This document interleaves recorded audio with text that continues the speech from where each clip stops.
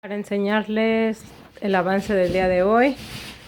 Hoy se puso toda la pasta de esa pared, todo eso. Se terminó de empastar.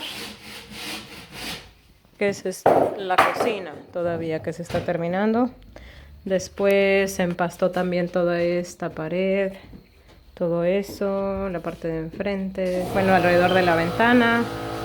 Se empastó también esa parte, esa pared. Pero una de lo más importante, se puso esta puerta el día de hoy. Se puso toda la puerta porque esa puerta estaba clausurada. Entonces se puso.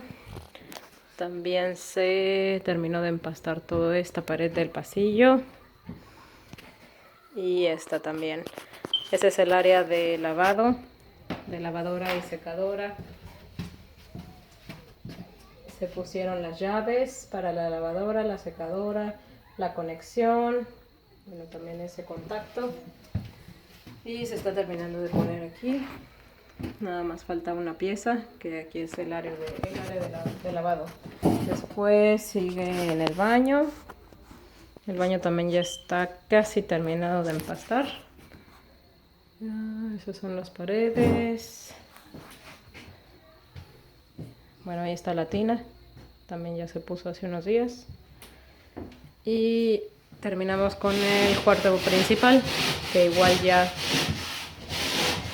está terminado. Este sí está terminado el empastado.